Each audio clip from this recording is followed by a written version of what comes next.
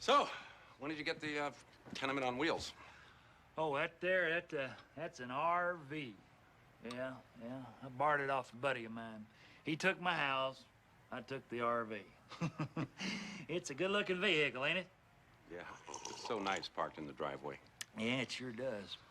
Emily made me come RV shopping today, and now she wants to buy an RV on the first visit. It's ridiculous. You don't buy it on the first visit, do you, Mom? No, you don't. That's why we need to talk about it. So she likes the Mallard. It's shorter, which is what I like, and cheaper, but it's nice. So, what do you think, Mom? You ready to put $500 down? No, Joseph, we're not going anywhere anytime soon. The Mallard Ultralight. It's pretty nice. Okay, so what we bought was well, first I sold my little Subaru. I had a WRX, and that definitely won't pull a camper. So had to sell that. Got a Dodge Ram 1500 Bighorn. And the only reason I got the Bighorn is because it came with all the things that I needed to tow a camper with, pretty much as part of that package. But it didn't have all the super nice things that I don't care about and don't need. And then we bought the Heartland Mallard M210 RB, so rear bath. We had looked at all different kind of campers. We'd looked for, smaller ones, much larger ones. I was not really comfortable going much over 30 feet, and this one wound up being 22 feet total, which I was very happy about. It made it lighter and also made it shorter, which I did not want to get too big of a camper to start with because I don't have good abilities. We're riding to get our haircut. Look how calm he is. Part of that is the calming influence of me, and part of it is the Dodge Ram Bighorn. He's ready to go camping. We researched all different kinds of campers and searched everywhere. We went to RV shows and internet, and we wound up at Camper World in Nashville, Tennessee, which is where we live. And I had read all kind of things that were horrible about Camper World and was kind of loaded for bear. I don't really like shopping for vehicles anyway, and kind of went in expecting the worst and was pleasantly surprised. All the things that I kind of heard did not play out. They were actually very helpful.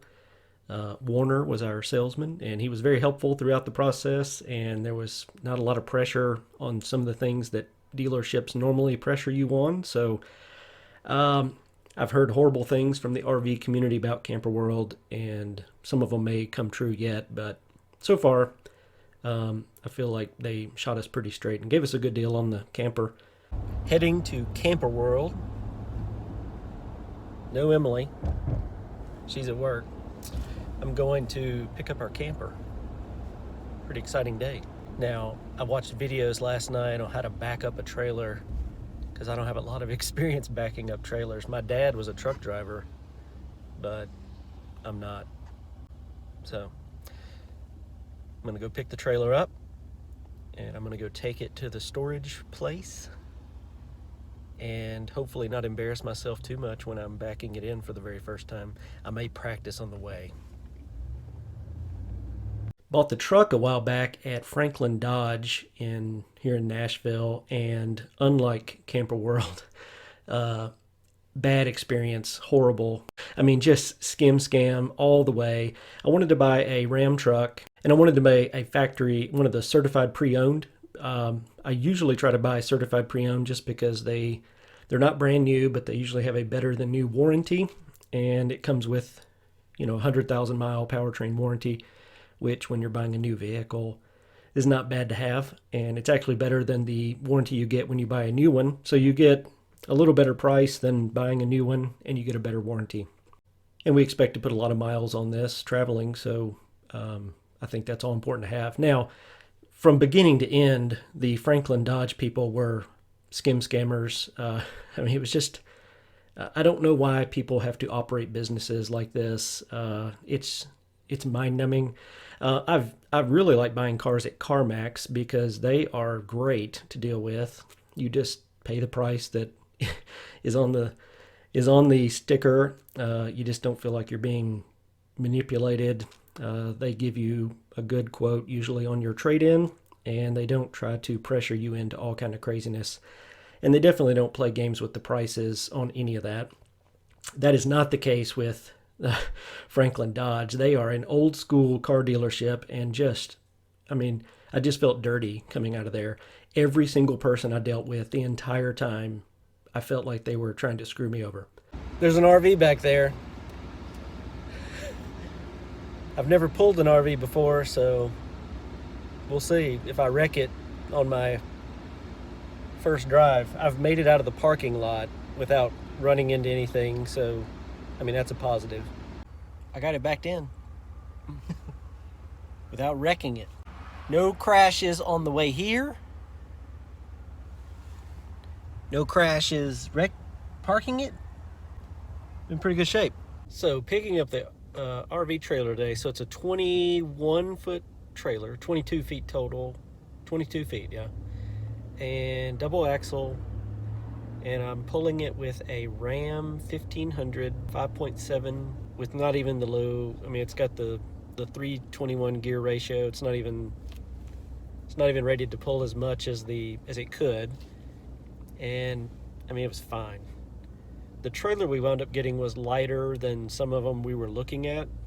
I think 4,700 pound dry, and obviously it didn't have anything in it today. Driving it home from the dealership. But the truck, no problem at all. I was worried about getting a longer, I did not want to get over 30-foot trailer because I don't trust my abilities to drive a 30-foot trailer. I want to drive this one for a long time and then see if we need a 30-foot trailer. It gives us a separate bedroom is about all it is, and the ability to sleep 6 instead of 4. So right now only 4 people can be in our trailer. So that means 2 of our 4 kids would need to go with us on a trip. They're not going on a trip with us. I tell Emily that the kids are never going to go on a trip with us. And we'll see.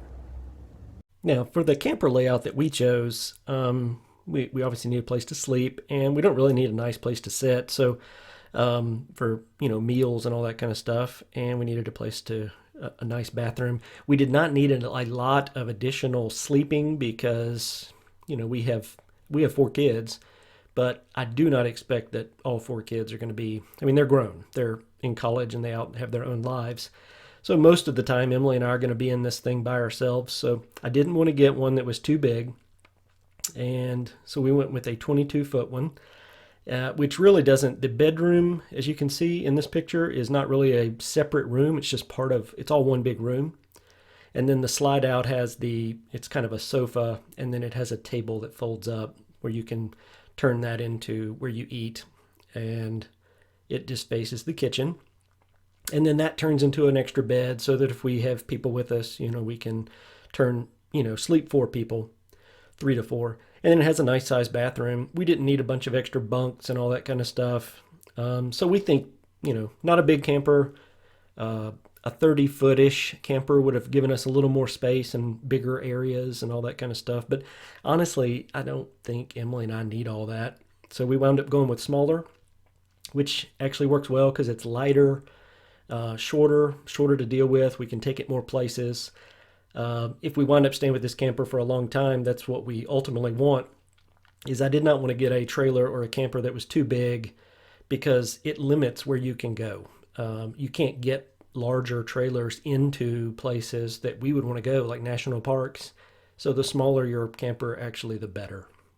So we think this is a great option for us. We'll see. So all that to say, there was a weight distribution hitch with anti-sway and no problems at all. None. So the truck had plenty of power, plenty of stopping. You could tell a trailer was behind the truck, but it wasn't. If you needed to go somewhere quickly, you could just stomp it and go, and stopping was not an issue. So I feel like I did a lot of research on both to figure out what we needed to get going with, and I feel like we're in good shape on all those options. So the Dodge Bighorn half ton. Don't need a 3/4 ton. I've had a 3/4 ton. I've had a 1-ton truck before, with a diesel in it, and I just did not want to get back into something like that because the diesels are way more expensive, way more, and they weigh a lot more as well. So they cut down. I mean, you wind up having to go with a 1-ton just to pull something big anyway. So didn't want to get into that, and I didn't want to mess with a diesel again. What? What an idiot! Oh, what a loser! Good. More for me and you. The motors in these Dodge trucks now, these big, I mean, it's a 5.7 liter, and it is more than enough to pull most anything. The towing capacity on this one's like 8,500, and I'm not towing anywhere near that, which is fine. That's what I wanted. I wanted to be way underweight and have too much truck to pull, and I think that'll work out well over time. We'll see. So, pretty excited. I think we've made good choices on everything we've done so far, and time to go on our first trip. Wait, hold up, hold everything. Coronavirus. I'll have to apologize to anyone who's made it this far in the video. I apologize for bringing upon a worldwide pandemic, and possibly the Depression 2.0. As I'm reading in the news now, it says we're all going to die in a depression. I apologize. This is just welcome to my life. I've drug you into it all. This is what happens. Every time I ever do something in life that is a pretty major decision, like going out and buying a truck and buying a camper, the world ends. Every single time in my life when I make a big decision like this, some crazy thing happens. It happened during the financial crisis, the Great Recession with the housing bubble, guarantee. So I actually planned for that going into all this. I did not want to get myself in trouble and be overextended and all that kind of stuff. So actually, by the time we had decided to actually buy the camper, coronavirus had kind of really kicked up at that point. So we knew kind of what we were dealing with on that going in. It's worse than we expected. But really just made a lot of these decisions. These are things that we were going to do anyway, and this is a long-term decision for us. So I kind of planned for all hell breaking loose, and it has. So now we have a camper. It's parked in a parking lot, and now there's statewide bans on traveling and doing anything but essential activities.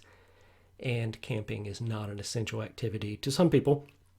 All the state parks are closed and that kind of thing. So we'll get through that. It'll set in storage. I'm watching a lot of videos now to learn how to hook my camper up, set up camp, all the things that we need to be able to go camping. So I'm basically using this time to prepare for our very first trip. So time well spent.